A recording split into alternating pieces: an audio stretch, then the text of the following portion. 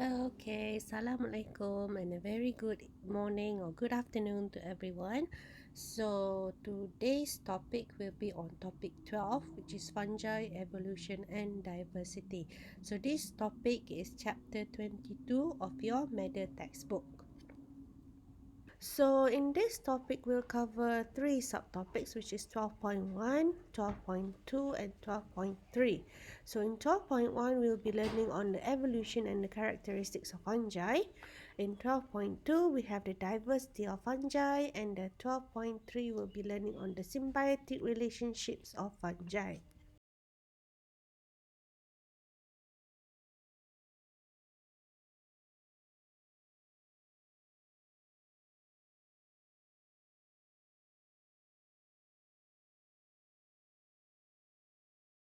Okay, next we go on into the fun facts of fungi. So what are fungi? Fungi in Malay is kulat. Okay, so there are over 1 million different species of fungi living in the world.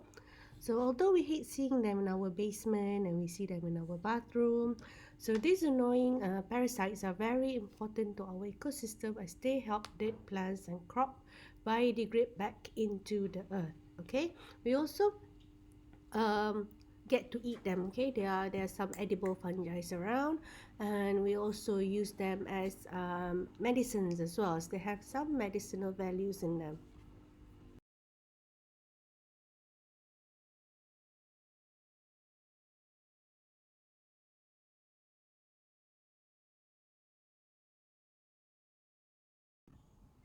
Okay, so here are some examples of the fungi that is in the kingdom fungi.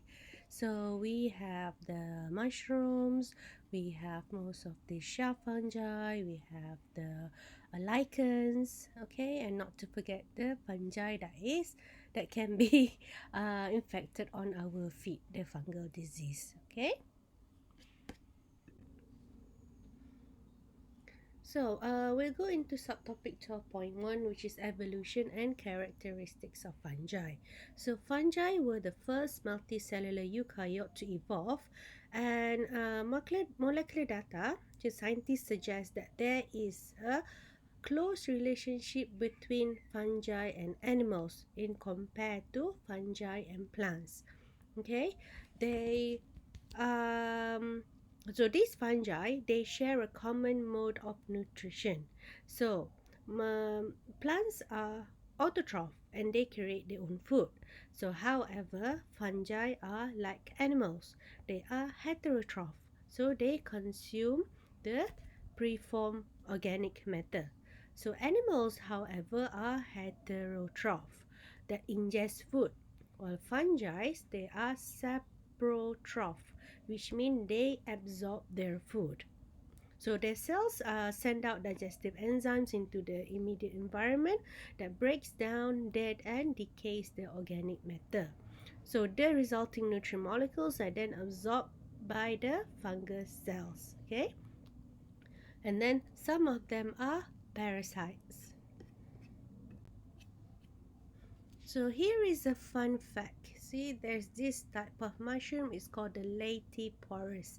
Okay, this mushroom grows in mostly in the rainforest, and it tastes like fried chicken. See, look at that. This is like you letak all the kunyit and everything, and yes, it tastes exactly like fried chicken. Okay, and there's another fungi here. It's called the Chernobyl. So this Chernobyl is usually found in the factory area or in areas that are high in radiation. This is because this fungi feeds off radiation. It's called Chernobyl. Okay, so here are the modes of nutrition of fungi. They are heterotrophic, meaning that they don't make their own food. They rely on others for their food consumption. So, most of the fungi are saprotrophic, which is they absorb their food. So, what do?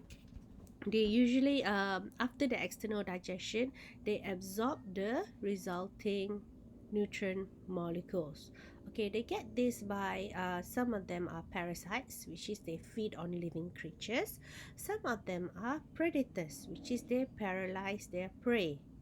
Okay, Then another one are they are decomposers, which is they either get it from the breakdown of dead remains.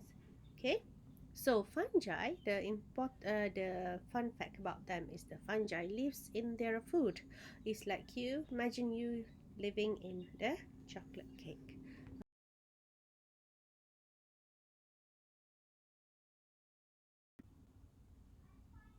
Okay, so plants, animals, and fungi they trace their ancestry back to the protists.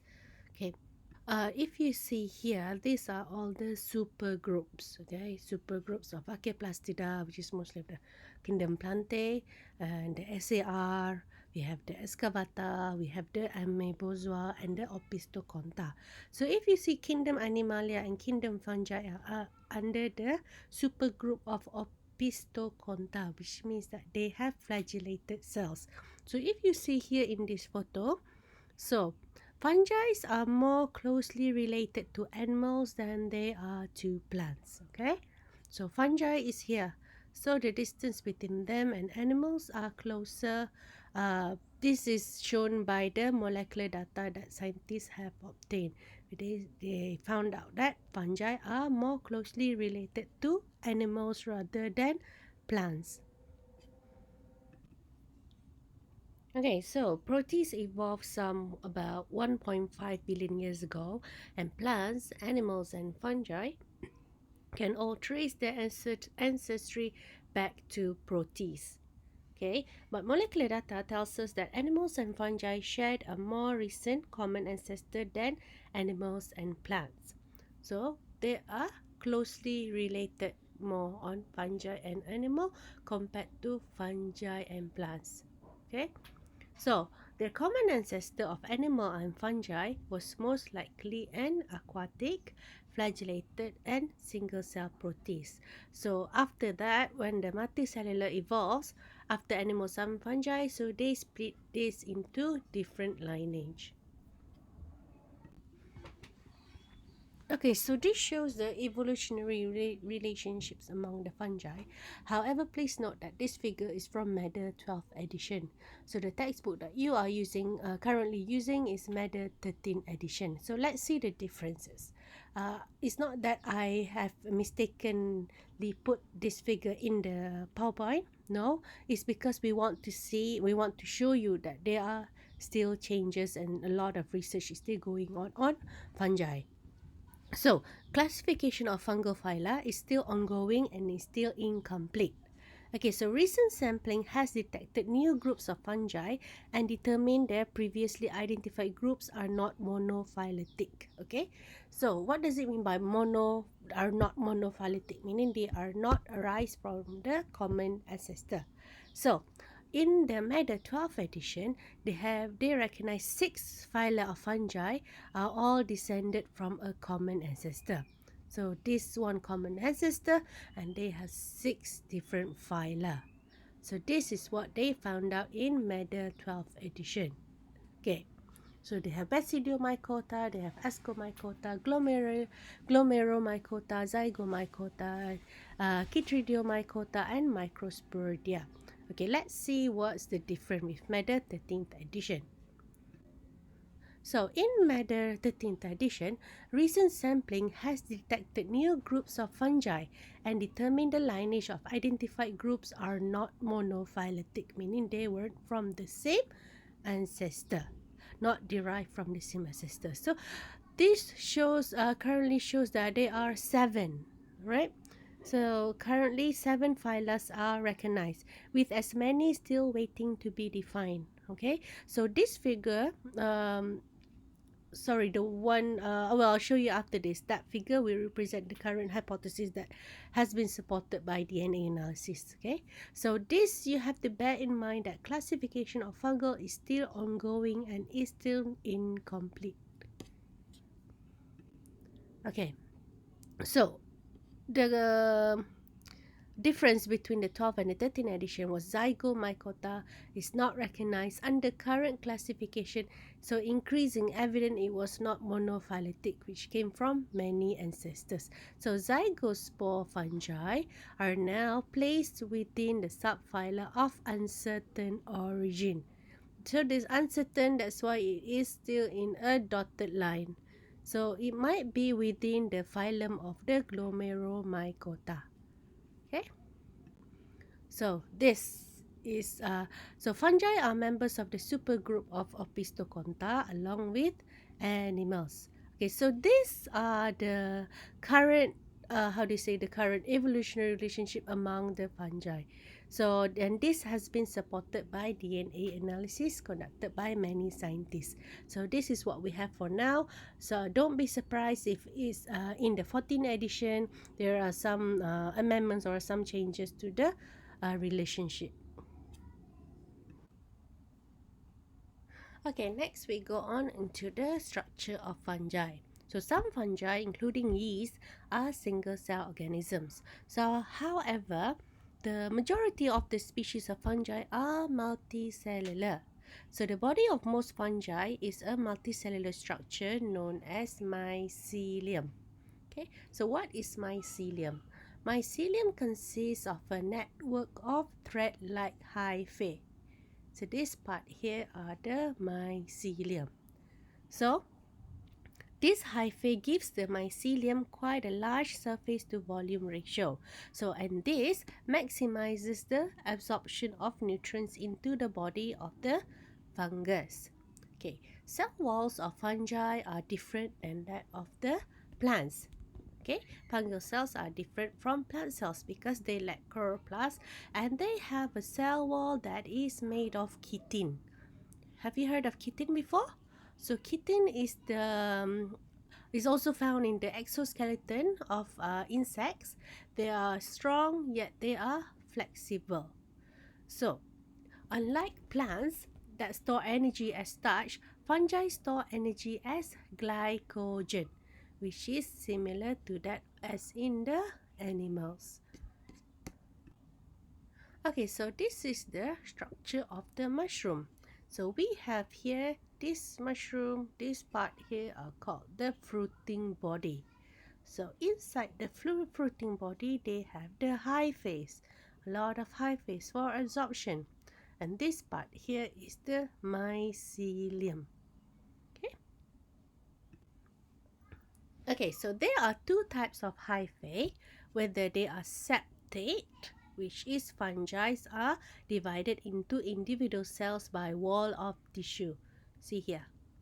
Okay, so these are septate. Okay, another one is non-septate or aseptate. Okay, fungi are not divided into cells and many nuclei are present in the cytoplasm of a single hyphae. Okay, so this is a difference of a septate and an aseptate. Okay, so this is the septate hyphae because they are divided by the wall of the tissues, right? And then they have the non-septate hyphae. Okay, so fungi that has septa in their hyphae are called septate fungi. Septate comes from the word septum. Septum means fence or wall. Okay, so pores in the septa allows the cytoplasm and sometimes even organelles to pass freely from one cell to the other. Okay, this is called septate fungi because they have septum. This part here, septum. Okay.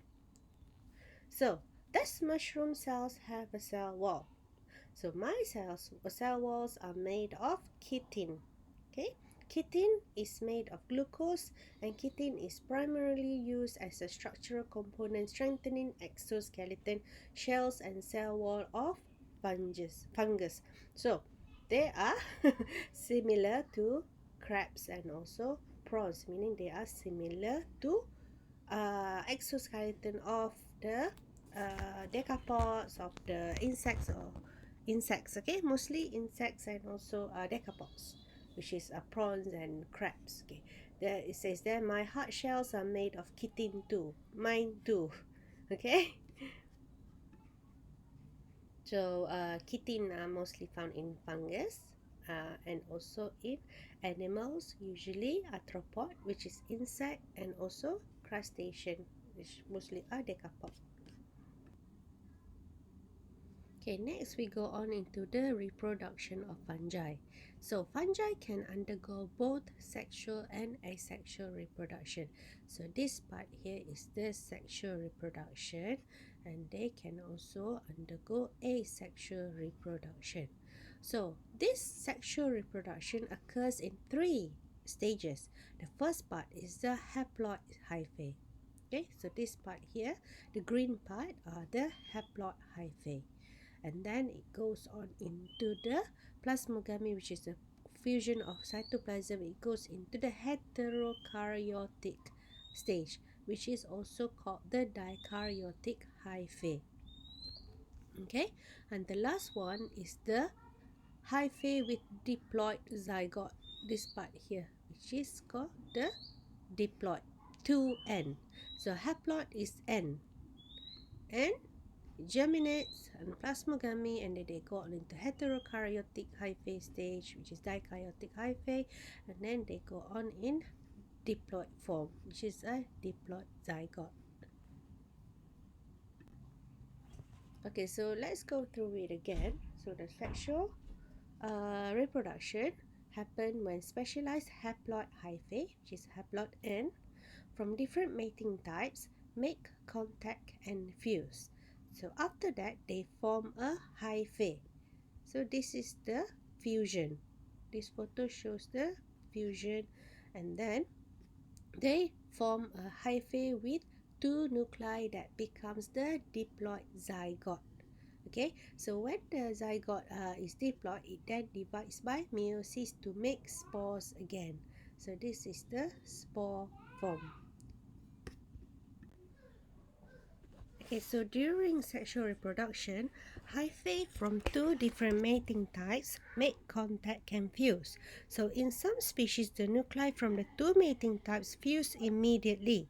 So in other species, the nuclei pair up but do not fuse for days, months, or even years.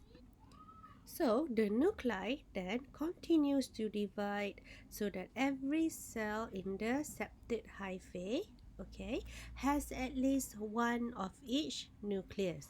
So a hypha then contains paired haploid nuclei is said to be N plus N. Okay, N plus N, or dikaryotic. Okay, so when the nuclei do eventually fuse, the zygote undergoes meiosis prior to spore formation again, which is the haploid hyphae. Okay, next we go on into the asexual reproduction. So in asexual reproduction by mitosis, parents undergoes mitosis, daughter cells. Okay, so in some fungi, spores are produced in structures called the sporangia. Okay, this is the sporangium. A lot of the sporangium is called the sporangia. Okay, so sporangia are found at the tip of specialized hyphae called the sporangiophores. So this is the sporangiophores, and they have the sporangium at the end. Okay, so spores germinate to sporangia, and then it will release its spores into the environment, and the spores germinate again. So this is the asexual reproduction by mitosis. So asexual reproduction usually involves the production of spores by a specialized part of a single mycelium. So in this part here is the sporangium. So alternatively, asexual reproduction can also occur by fragmentation, which is a portion of the mycelium begins a life of its own. So in this single cell yeast, yeast reproduce asexually by budding. It's called budding, which is a small cell form and gets pinched off as it grows to the full size. Okay, this is called the budding. Okay, so let's recap again on the reproduction of fungi. So we have the asexual reproduction and also the sexual reproduction. So a large mushroom can produce billions of spores within a few days. So when a spore lands on an appropriate food source, it germinates and begins to grow. Okay, so this is mitosis in asexual reproduction. It goes through mitosis and produces spores and germinates again. So in sexual reproduction, okay, so there's plasmogamy, which is haploid cells from two different mycelia fuse to form a heterokaryotic cell with two or more nuclei.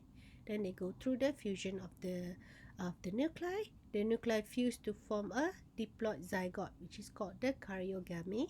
So and then comes the zygote, and the zygote will go through meiosis again to produce the spores. So spores are formed, same thing, germinate again. It goes through plasmogamy, heterokaryotic stage, okay, and then karyogamy, which is a diploid stage, okay. So in sexual reproduction, you have to remember there are 3 stages.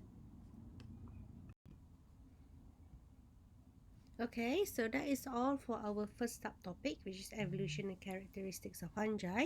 So I'll see you in the next video for the following subtopics, which is diversity of fungi and also symbiotic relationships of fungi. Okay, see you. Bye bye.